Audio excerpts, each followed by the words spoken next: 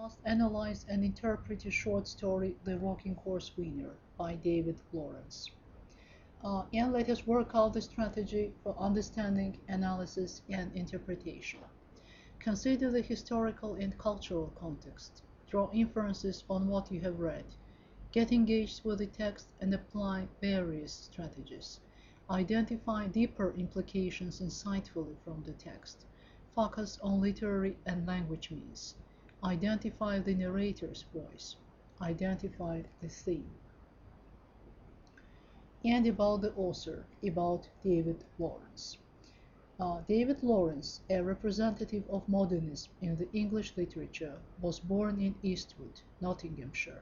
He was the son of a little-educated coal miner and a mother of middle-class origins. The parents' quarrel and estrangement became the subject of perhaps his most famous novel, Sons and Lovers, published in 1913.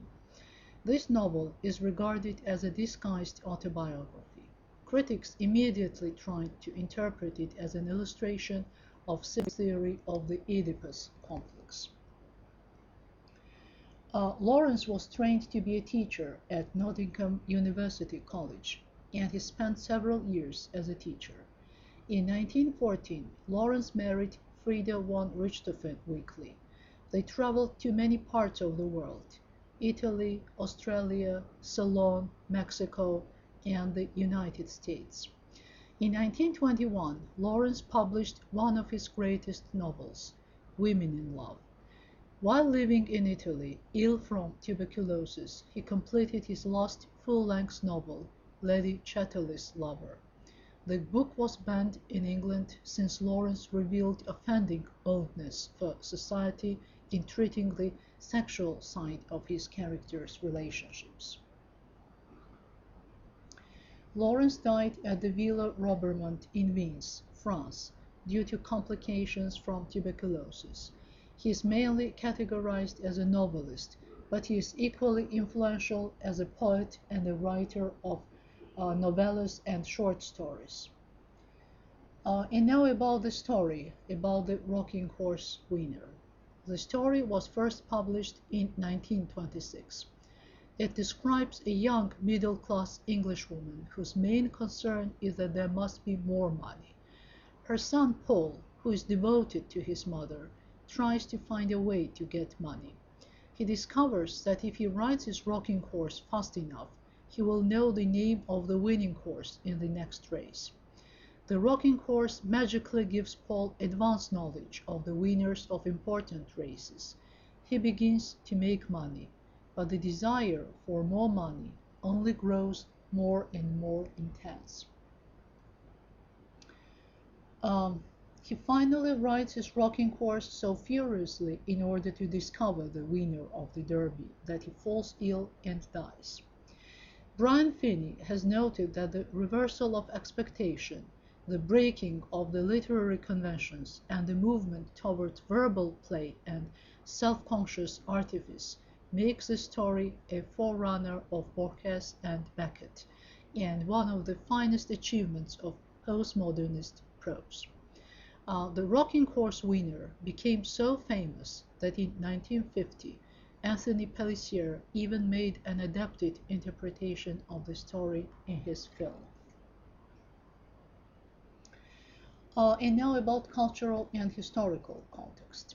The beginning of the 20th century was a time of great change. The First World War from 1914 to 1918 killed more than 8 million people.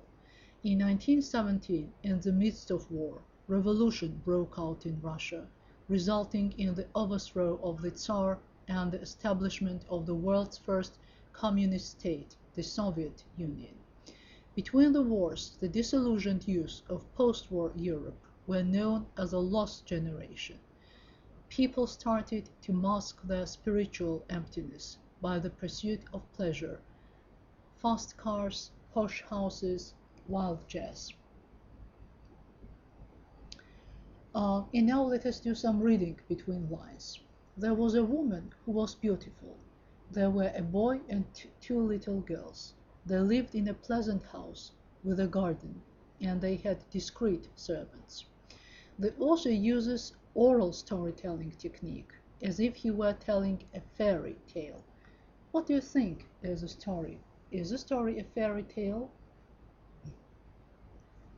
There was a woman who was beautiful, who started with all the advantages, yet she had no luck. She married for love, and the love turned to dust. She had yet she felt they had been thrust upon her, and she could not love them. They looked at her coldly, as if they were finding fault with her, and hurriedly she felt she must cover up some fault in herself. Yet what it was that she must cover up she never knew. Nevertheless, when her children were present, she always felt the center of her heart go hard. This troubled her, and in her manner she was all the more gentle and anxious for her children, as if she loved them very much. Only she herself knew that at the center of her heart there was a hard little place that could not feel love. No, not for anybody.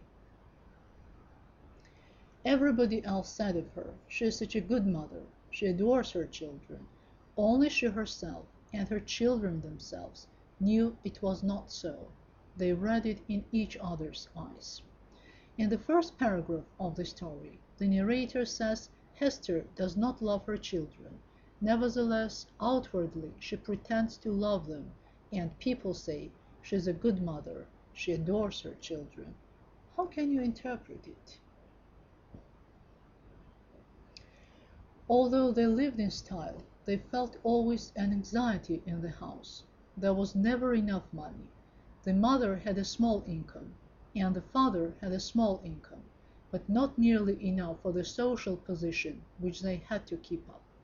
The father went into town to some office, but though he had good prospects, these prospects never materialized. There was always the grinding sense of the shortage of money, though the style was always kept up. At last the mother said, "I will see if I can't make something." But she did not know where to begin. She racked her brains and tried this thing and the other, but could not find anything successful. The failure made deep lines come into her face. Her children were growing up. They would have to go to school. There must be more money. There must be more money.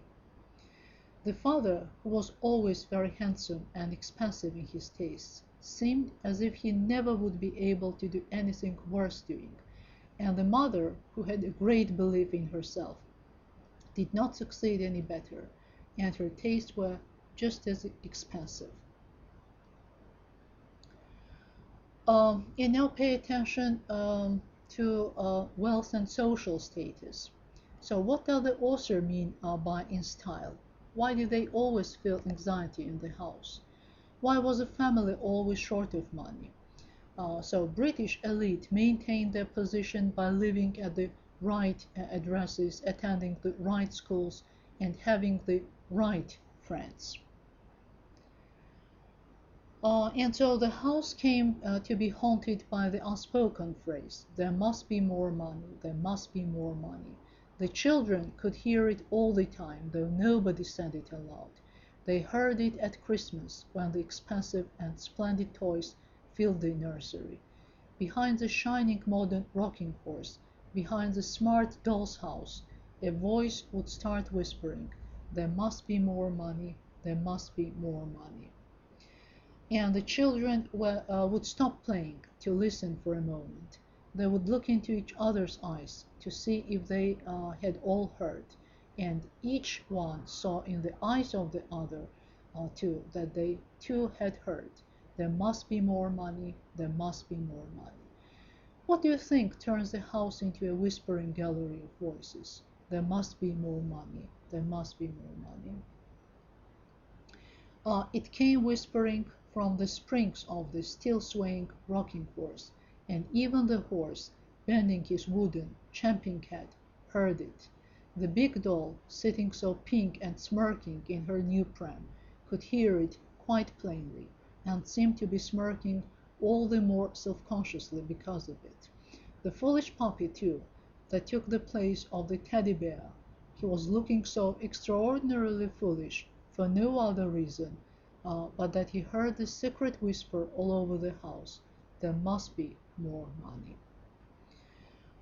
Yet nobody ever said it aloud. The whisper was everywhere, and therefore no one spoke it, just as no one ever says, "We're breathing," in spite of the fact that breath is coming and going all the time. The author compares the secret whisper, "There must be more money," to breathing. Why?